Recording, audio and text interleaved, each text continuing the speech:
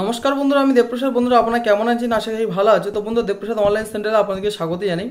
বন্ধুরা, আজকের ভিডিওর টপিক হলো যে সমস্ত মহিলারা বিবাহ হয়ে যায় এবং বিবাহের পরে তাদের তিনটে জিনিস অবশ্যই যদি তাদের বাপের বাড়ি থাকে, সেটা হচ্ছে শ্বশুর বাড়ি ট্রান্সফার করতে হয়। আধার কার্ড, ভোটার কার্ড এবং ব্যাংকের অ্যাকাউন্ট।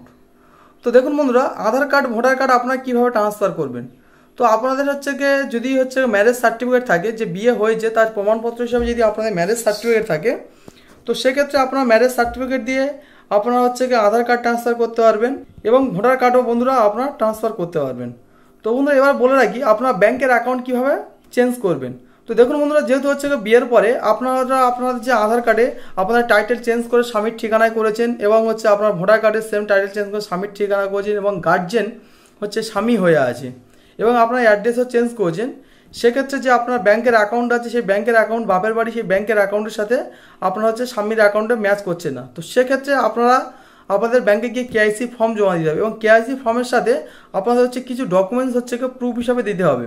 তো দেখুন বন্ধুরা, আধার কার্ড, ভোটার কার্ড ট্রান্সফারের ক্ষেত্রে যাদের ম্যারেজ সার্টিফিকেট নেই, সেক্ষেত্রে আপনারা কী করবেন। সেক্ষেত্রে আমি বলে দিই, ভোটার কার্ড আপনারা ট্রান্সফারের ক্ষেত্রে কিংবা স্বামীর ঠিকানা আসার ক্ষেত্রে আপনারা যখন ভোটার কার্ড ট্রান্সফার করবেন, তখন আপনার অনলাইন হোক, ঠিক আছে, আর অফলাইন হোক, এখন অনলাইনেও ভোটার কার্ড ট্রান্সফার করা যাচ্ছে।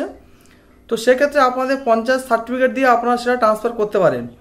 এবং আধার কার্ডের ক্ষেত্রে আপনাদের আধার কার্ডের ওয়েবসাইট থেকে একটা ফর্ম বেরোয়, সেই ফর্মটাকে আপনার সম্পূর্ণ পূরণ করতে হবে এবং পূরণ করার পর সেই ফর্মটা আপনাদের পঞ্চায়েত, এমএলএ যে কিছুর মাধ্যমে আপনারা সেটাকে সই করে নিয়ে আপনারা আধার কার্ডও ট্রান্সফার করতে পারেন। এবার বন্ধুরা, আপনারা ব্যাংক অ্যাকাউন্টের ক্ষেত্রে আসি। তো ব্যাংক অ্যাকাউন্টের ক্ষেত্রে আপনার তিনটে কাগজ অবশ্যই মাস্ট লাগবে আপনার ব্যাংকের অ্যাকাউন্ট ট্রান্সফার করতে গেলে। আপনার প্যান কার্ড, আপনার আধার কার্ড এবং আপনার ম্যারেজ সার্টিফিকেট। তো দেখুন বন্ধুরা, এই তিনটে ডকুমেন্টস কিন্তু বন্ধুরা আপনাদের অবশ্যই আধার কার্ডটা স্বামীর ঠিকানা হওয়া যায় এবং প্যান কার্ডের যে টাইটেল, সেই টাইটেলটা অবশ্যই যেন স্বামীর যে টাইটেল আছে সেই টাইটেল অনুযায়ী হয়। এবং বন্ধুরা, ম্যারেজ সার্টিফিকেট থাকা চাই যে কী কারণের জন্য আপনি আপনার ভোটার কার্ড আপনার ব্যাংকের অ্যাকাউন্টটা ট্রান্সফার করছেন। তো দেখুন বন্ধুরা, এখানে প্রশ্ন থাকতে পারে যে অনেকজন হয়তো ম্যারেজ সার্টিফিকেট নেই, সেক্ষেত্রে কি তারা ব্যাংকের অ্যাকাউন্ট ট্রান্সফার করতে পারবে না?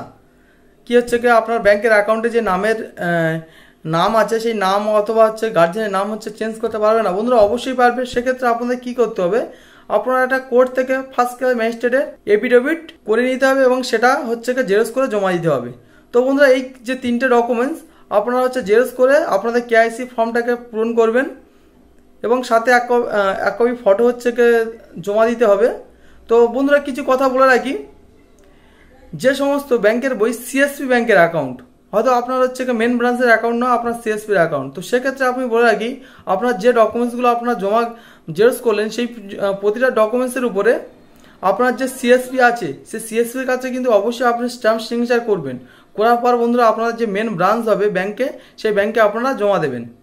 তো জমা দেওয়ার পর আপনারা 15 থেকে 20 দিন বাদে আপনার যে কাগজ অথবা যেসব ব্যাংকের সার্ভিস ভালো আরও তাড়াতাড়ি কাজ করে দেবে এবং আপনার ব্যাংকের অ্যাকাউন্ট ট্রান্সফার হয়ে যাবে। তো বন্ধুরা, আজকের ভিডিও এই পর্যন্ত। ভিডিও কেমন লাগছে সেটি কমেন্ট করে জানাবেন এবং চ্যানেলে যারা নতুন দর্শক তারা অবশ্যই করে চ্যানেলটিকে সাবস্ক্রাইব করে দেবেন।